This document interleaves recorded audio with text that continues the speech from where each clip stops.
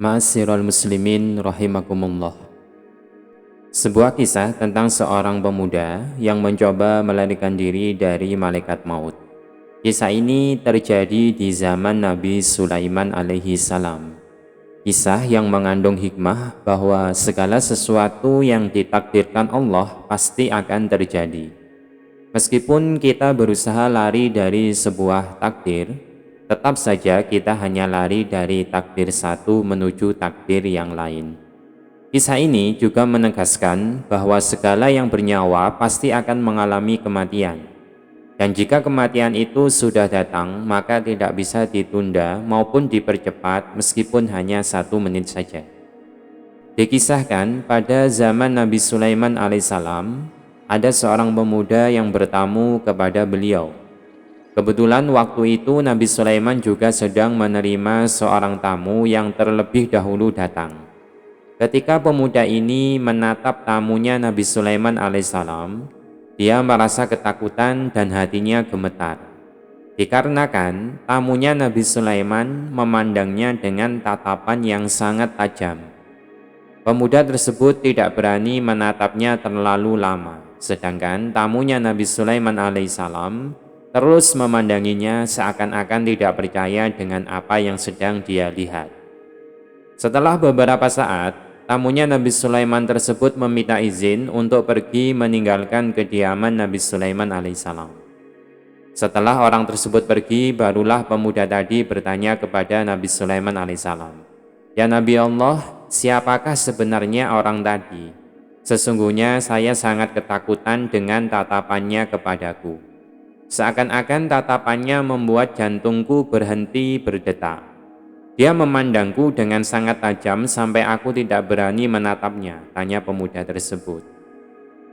Kemudian Nabi Sulaiman menjawab, "Sesungguhnya dia adalah malaikat Israel yang tugasnya adalah mencabut nyawa."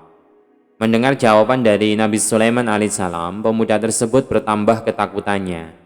Dia memiliki firasat kalau malaikat maut akan datang untuk mencabut nyawanya. Kemudian dia berkata kepada Nabi Sulaiman, "Wahai rajaku, wahai Nabi Allah, tolonglah hamba ini. Jangan biarkan dia datang kepadaku dan mencabut nyawaku," pinta pemuda tersebut.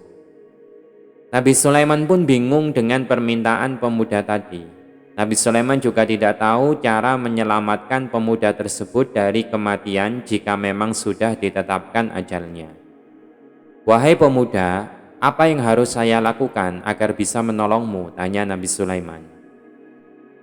Kemudian pemuda tersebut menjawab, "Anda adalah seorang nabi yang diberi mukjizat bisa mengendalikan angin dengan perintah Anda.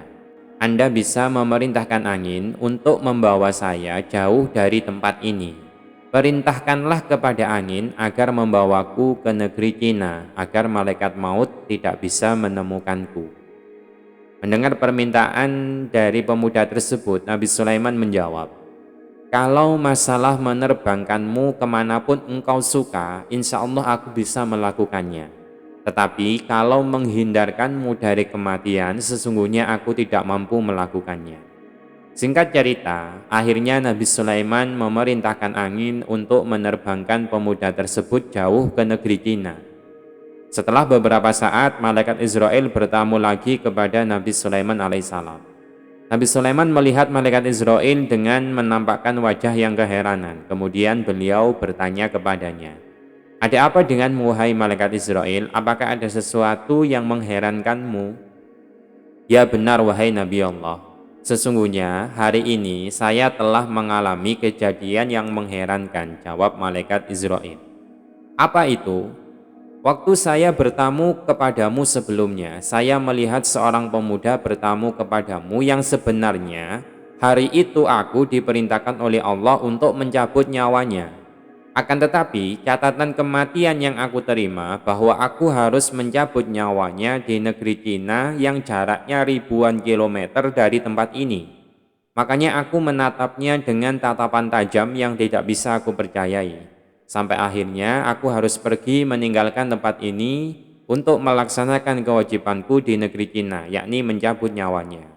Akan tetapi catatan kematian tidak pernah salah. Ketika aku sudah berada di tempat kematian pemuda itu, ternyata pada hari yang sama pemuda itu sudah berada di Cina. Sehingga aku baru saja mencabut nyawanya.